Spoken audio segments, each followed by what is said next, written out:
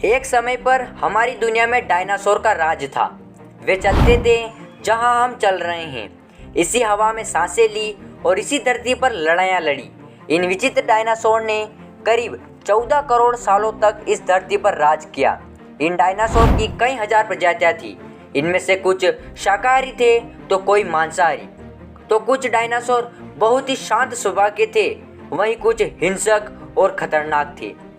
यह सब उस समय के सबसे सफल जीव थे। लेकिन फिर अचानक क्या हुआ? आखिर वह कौन सी घटना थी जिसने इनका नामो निशान तक मिटा दिया? आओ जानते हैं इस वीडियो में कि यह सब कैसे हुआ। इसके लिए हमें 6 करोड़ 50 लाख साल पीछे जाना होगा। आज से लगभग 6.5 करोड़ साल पहले मौसम सुनहरा था और हरा भरा जंगल था और चारों तरफ डायनासोर की आवाज़ें। जब ये डायनासोर की प्रजाति आराम से धरती पर अपना जीवन बिता रही थी, तब 10 करोड़ साल पहले ही इनकी किस्मत लिखी जा चुकी थी।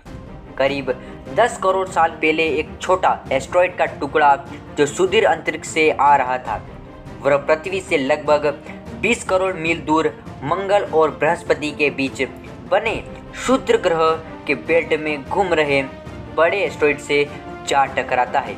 उस टकराव के कारण एस्टेरॉयड की दिशा बदल जाती है और वह सीधे पृथ्वी की ओर 22,000 मील प्रति घंटे की रफ्तार से आगे बढ़ने लगता है। जब ये एस्टेरॉयड पृथ्वी से 3,84,000 किलोमीटर की दूरी पर था, तब धरती से डायनासोर का अंत नहीं होता। यदि यह एस्टेरॉयड धरती के उपग्रह चांद से टकराता, पर नियति को कुछ और ही मंजूर था, इसलिए यह बड़ा एस्टेरॉयड चांद के बहुत नज़दीक से गुजर गया। यह बड़ा एस्टेरॉयड बड़ी रफ्तार से धरती की ओर बढ़ता जा रहा था। जब यह एस्टेरॉयड पृथ्वी के वातावरण में आया तो इसकी रफ्तार और भी तेज हो गई। पृथ्वी के वायुमंडल में घुसते ही घर्षण की वजह से यह एक आग के गोले में बदल गया। यह इतनी रफ्तार से आगे बढ़ रहा था कि 4 मिनट में इसने अंटार्कटिक ओशन को पार कर लिया था। इस आग के गोले को देखकर यह जीव अंधे हो चुके थे। यह उस गोले को देख नहीं पा रहे थे, पर उसकी भयानक गर्मी को महसूस कर पा रहे थे।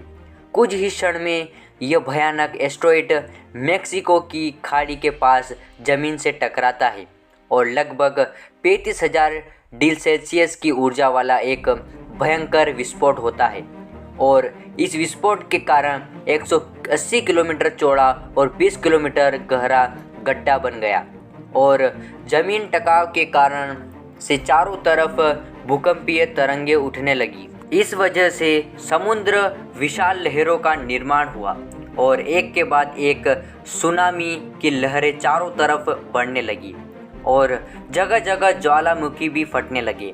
इसी वजह से डायनासोर का विनाश शुरू हो गया।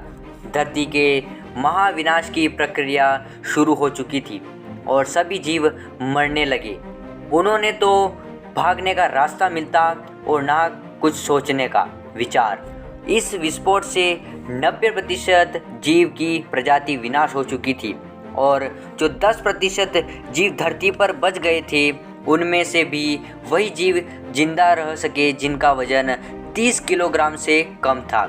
इसका कारण यह था कि इस महाप्रलय में लाखों की संख्या में जीव मारे जा चुके थे और पेड़ पौधों की सारी आबादी जल के राख हो चुकी थी। यहाँ जो विशाल जीव जीवित बचे गए थे, उन्हें भरपूर मात्रा में खाना पीना न मिल सका। लेकिन यह महाप्रलय किसी अन्य जीव के लिए फायदेमंद साबित होने वाला था। धरती पर डायनासोर का अंत एक छोटी प्रजाति के लिए सुनहरा अवसर लेके आया और यह प्रजाति थी मैमल्स की। क्या थे मैमल्स? कैसे बच गए ये महाप्रलय से? डायनासोर के अंत के बाद इंसान कहाँ से आए? ये सब जानेंगे हम अगले वीडियो में।